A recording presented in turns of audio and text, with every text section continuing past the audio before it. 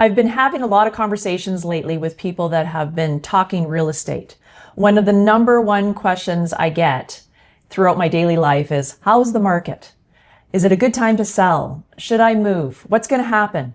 These are all great questions. The other day, I was sitting with one of my friends and she was talking to me about considering selling her property. She was at the very beginning thoughts and stages of selling, and she wasn't quite clear on exactly why she wanted to sell. She just knew that she had this feeling. Today, what I'd like to do is go through the considerations that you should be thinking of when selling your property or when contemplating selling your property. So stick with me. We're going to go through 6 key things that you should consider.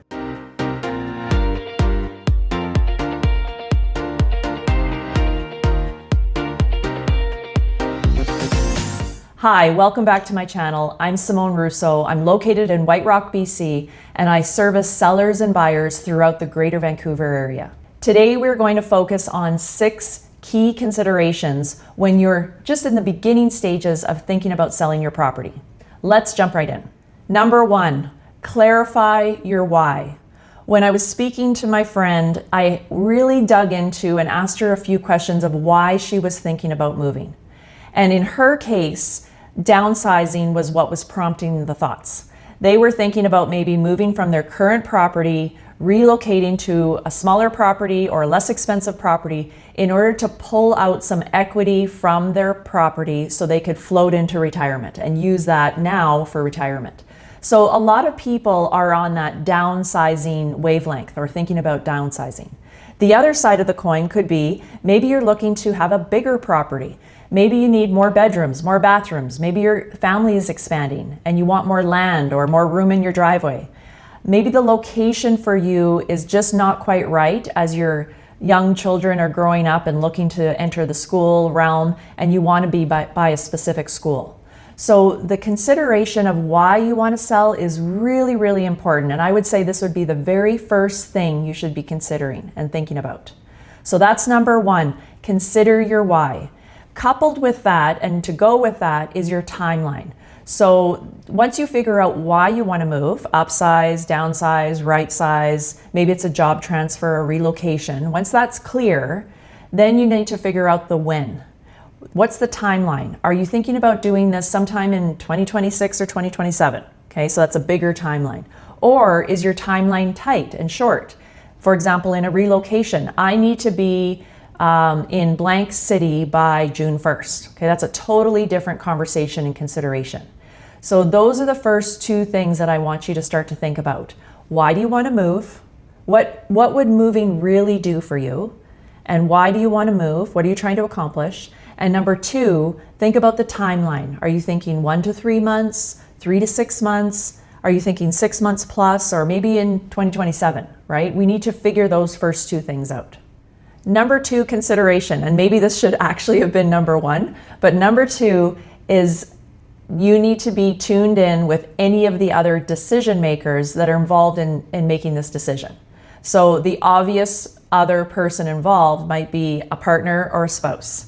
So you may be sitting here watching this YouTube video and thinking, yeah, I'd really like to move closer to the kids' school.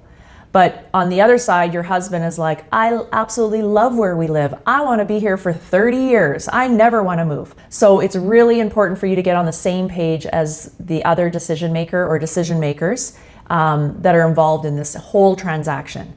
If you're not on the same page, trust me, this move is not going to happen.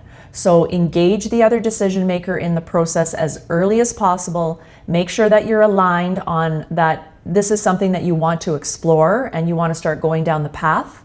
And then we can start getting into the nitty-gritty of the other considerations. So let's recap those first 2. Number 1 is the why and the timeline. Okay, I guess that's 1, but we'll call it 1A and 1B, right? The why and the timeline. And number 2 is making sure that you're aligned with all the other decision makers in getting this property sold. Let's move on now to number 3. And that would be analyzing and assessing your financial needs and your financial abilities. The whole plan will fall apart if you financially can't afford it or if you can't do it. So what I mean by this, so let's look at the scenario of downsizing, okay?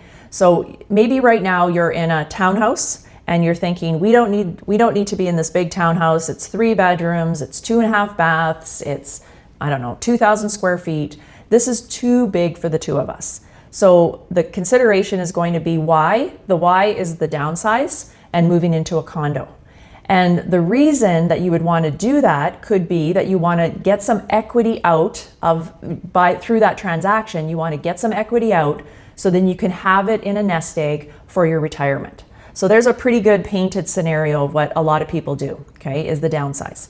Now, you need to look at all the financial elements of this in order to make sure the pieces of the puzzle click in place so that you can ultimately achieve the final result, which is to have a smaller place and have some money in the bank for your retirement. Okay, so the goal is those two things. If you were to sit with your spouse or your partner or any of the other decision makers and you looked and analyzed the finances and you determined that financially you would only be left with, for example, if you did this whole transaction, you sold your townhouse, you moved into a condo, you're in a smaller place, great, that services that because you didn't need all that space in the big townhouse. But now you're in a condo, but that only puts, let's say, $50,000 into your nest egg, because once you pay off the mortgage on the townhouse, if you had one, and you pay all the fees involved in selling your property, the transaction's done, and you only are left with $50,000, the decision has to be, is that enough? Does that accomplish that second goal of having a smaller place and having money in your nest egg? Okay. So really, really, really make sure that you assess all the financial elements. I'm going to get into some other tips a little bit later that will tie this all in, but you're going to want to make sure that financially this makes sense. Let's look at another situation. I had a client once. They were looking at doing this exact same thing, but they were going to move from a house into a townhouse. And the issue here was that the value that we could get from their house, or the sale price that we could get from their house, wasn't enough to be able to get them into the townhouse that they needed, because they still needed a little bit of space because the kids were still at home. It wasn't enough to get them into the townhouse, and what they were giving up by selling their house, they were giving up, a bigger yard, bigger driveway, more square footage. What they were giving up in order to supposedly pull some money out and get some equity out wasn't enough money for them to go through the whole process of moving. So again, there's a situation where that just stopped. The conversation stopped. They decided to stay in their house for, I think they stayed there for an additional 3 years. They paid off more of the mortgage. And then we were able to move them into that townhouse, which was closer to the school, which was part of the motivation. And then they were able to achieve their goals. So number 3, again, to recap, is really start to consider financially what this might look like, even on a high level. So before you bring in, the expert realtor or any other key people, you want to have a really good high level view. You need to know what the mortgage is on your current property. A ballpark of what you think your property might sell for would be good. And then if you don't know that, then of course, a phone call to your key realtor partner is going to be essential at that stage. So that's number 3, is to make sure that you assess the financial elements involved to make sure that you can financially achieve your goal. Number 4 ties right into number 3. You'll see these all flow one into the other. So number 3 again was really looking at your finances to make sure that you can achieve your goal. Number 4 is to consider your home's current condition. So if we're looking to sell your current property, you need to get really honest with yourself about what are the things that will need to happen at your current property in order to get it ready for sale. So a lot of people think, oh, I can just, throw a few things in the drawer or grab some bins at Canadian Tire and throw a bunch of stuff in the bins and get rid of a few things. But you actually need to really consider what are the costs involved in preparing your home for sale, so then ultimately you can achieve those financial goals. And this is where a trusted real estate agent partner can help you very specifically tell you what you should and shouldn't put money towards in preparing your home for sale. Now, I want to give you a really great tip around this. From my experience of helping hundreds and hundreds and hundreds of people sell and get their homes ready for sale, I can say this hands down. 99.9999% of the people have too much stuff. So one of the biggest and free things that you can do is to start to declutter. So even if you're thinking about selling a year from now, you're going to need to declutter. If you're going to sell 2 years from now, you're going to need to declutter. I can 100%, unless you run a YouTube channel on minimalism, you are going to need to declutter. So I want you to start doing that. Even as you're contemplating, you can start thinking about the whole decluttering. So that's the free thing that you can be doing. And everyone that is looking to sell their home is going to need to do that. The second element though is bigger, and it costs money. So things like, do I need to paint my property? So you have to, in your mind, be very critical. I know you love your home, but you need to make sure it's fresh and clean. Is there fixes that need to happen that you've been putting off, maintenance items for the past 2, 3, 5, 10 years? So maybe there's a broken board on one of the steps on the deck that needs to get fixed. Maybe one of the railings is missing somewhere, that needs to be put on. So what are the things? Landscaping, maybe you don't have the green thumb and you've let the landscaping go in the yard. What will be involved to get it up to a standard that would be acceptable for selling your homes? All of these types of things are going to cost money. So this is the consideration, is what are the things in your home that you need to do in order to get your home ready for sale? What is the cost of those things? And then that will roll into our previous thing that we talked about, which is the financing, is can you afford to do those things to get your property on the market in order to sell your property in order to get you where you want to be? Okay, so that's number 4, is having a very clear idea of what needs to happen in your home in order to generate a sale. We're on to number 5. Number 5 is more visionary. So where exactly would you be? This is a question I ask my clients all the time. I say to them, if we list and sell your home in the next 30 days, would this cause a problem for you at all? And a lot of times I get people going, yeah, that would be a problem because I don't know where I'd want to live. Or I don't know where I could live because I haven't bought anything, or I have no family or friends that I can move in with. So number 5 is you need to have a really solid idea of where you're going to move to. So once we sell your property, so let's go back to that scenario from before, which is the house downsizing to a townhouse. So what townhouse would you be looking for? What community? What price range? Are you looking to move to a totally different city? Or are you just looking to move to the community next door?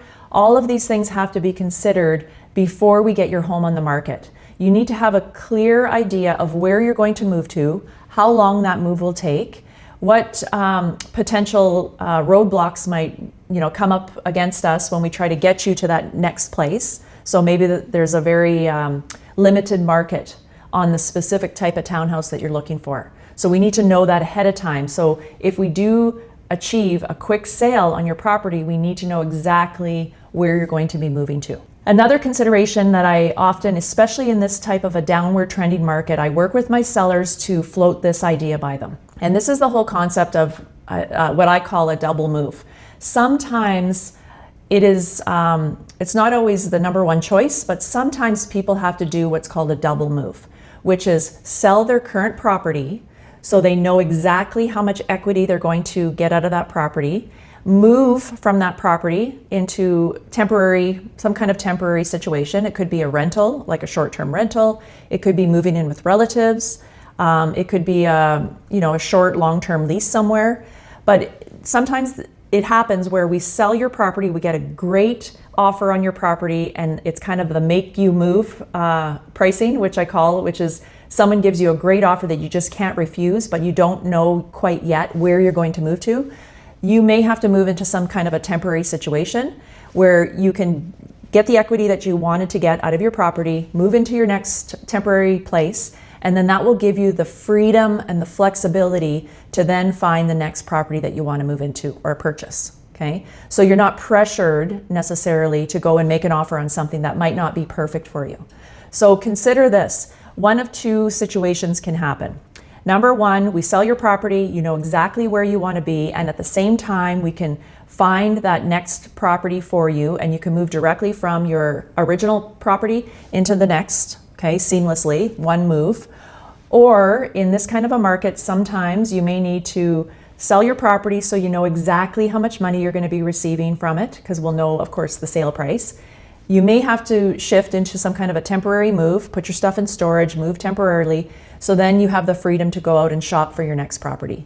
So just really consider where you want to be, what the timelines look like. Are you open to a double move? Some people are just like, nope, I am not doing that.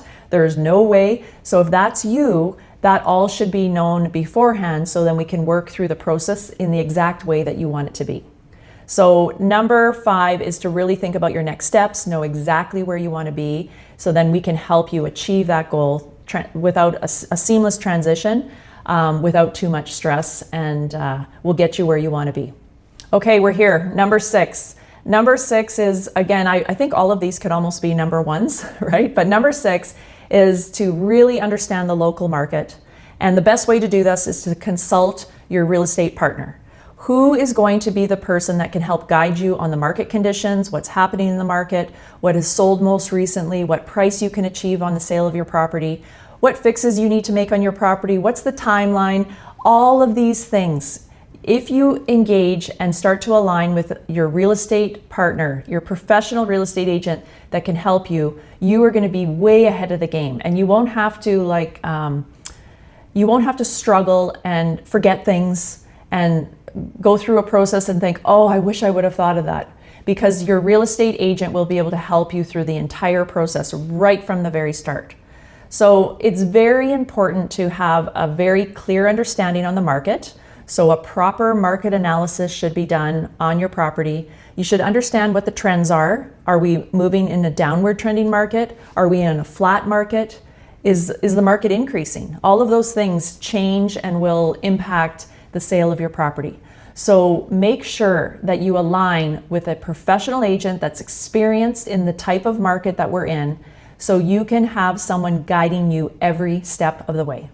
Okay, we've just gone through 6 key things that you should think about before starting the process of selling your home. And I have one bonus item for you. And the bonus item has to do with just the emotional factor of selling. This emotional factor is big. So remember we talked about, or I spoke about earlier, we talked about involving all decision makers. Keep in mind that emotionally, you may be ready to move. You may be done with this house and you're ready to move on. Or I am finished with that long commute. I can't wait to get moved to blank. Well, consider that the other decision maker may not be in the same mental or emotional space as you.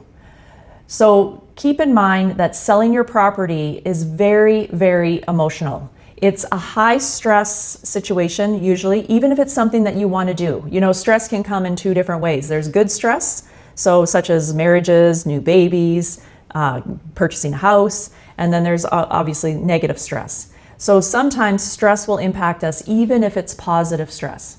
So emotionally, make sure that you're ready, make sure that your partner or spouse is ready, or any of the other decision makers, and really go into this with a clear head, knowing that at times this might get a little bit stressful, but that if you have and are aligned with the right real estate agent, they can help guide you and lessen the stress and the emotions of the process, and get you exactly where you want to be in the time you want to be there, so you can achieve all of your goals.